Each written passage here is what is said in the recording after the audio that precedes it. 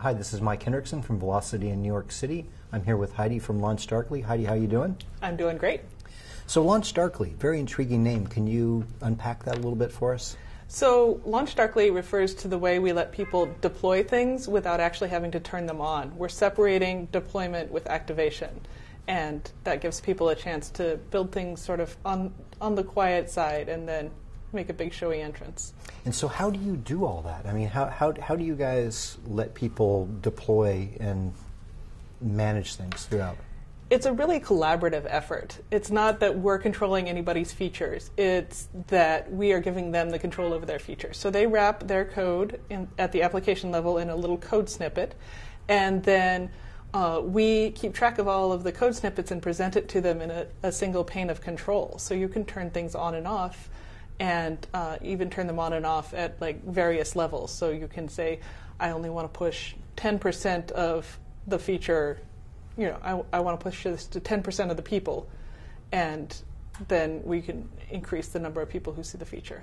So you guys have flags and things like that you offer all the people who use LaunchDarkly, and then people can write their own flags too, or? We mostly ask people to write their own flags because they know their business case best. Okay. So we're not trying to say this is the one way to do it. We're just saying when you write a flag, we're going to help you manage it and see how it's working.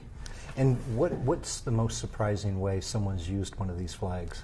We found out that somebody was using flags for when a user went through a certain series of actions, it would trigger an email to them.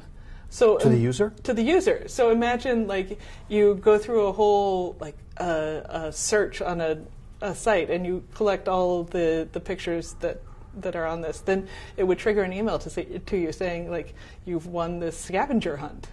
Oh, interesting. Yeah. Okay, so they can use it positively, but they could also probably use it for like customer support. Right. Like if you kept going to a dead end and right. Like how can we help you with that? Exactly. Or we like to say that you can always like change the way the program behaves for your users. So in a way that kind of mitigates risk for some people. So can you talk a little bit about how your feature management helps reduce risk? Because we are separating deployment and activation, we're giving people the chance to do testing, like you could do internal testing with a deployed product in production. So it's like real, but only people inside your company are seeing it, or only beta testers are seeing it. So it gives people a chance to test things in production without exposing everybody to the risk.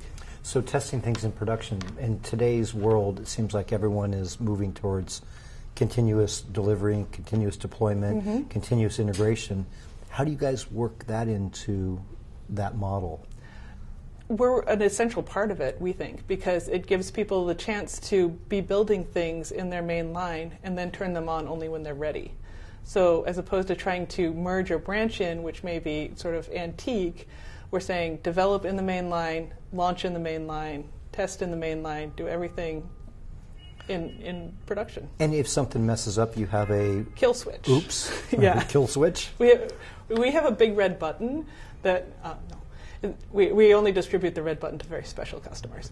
But what it actually is we can toggle the kill switch off faster than you can say kill that feature, because we're doing it from very close to the user point of view. So the minute they say I don't want to see this anymore and push the button, it stops being available to all their users. So that kill switch just, in a way, rolls back to the last operable? We think of it more as rolling forward because you're not undoing any other changes. You're only pulling that one feature out. All the other changes that you've made continue forward. Oh, so it's kill for feature only? Yeah. Which is awesome. Yeah. So you're not killing your whole platform? You're not killing your whole platform. You're not rolling back. You're not degrading anything but that one broken feature. And so since you're rolling forward, how fast does this kill switch actually work then? It's like instantaneous? Like fast, 200 milliseconds, they say. Okay, wow, so that's pretty nice.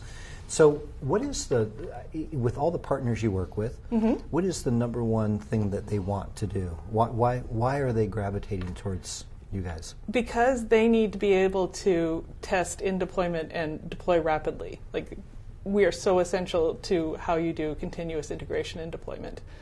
So they really want that instant reaction. We're also getting a lot of people who have been rolling their own, and that works fine up until you get about 50 feature flags, and then it gets unmanageable.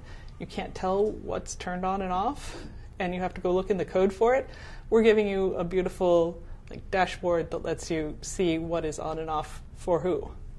And do I need to flag the different features to enable the kill switch to work on each of the different features? Is there some magic that you have to do? Or each feature has a flag, and you can control it in a number of different ways. So it's not like you have to write a kill switch flag for every feature. You just have a flag for every feature, and you could kill it, or you can deploy it, or you can deploy it selectively.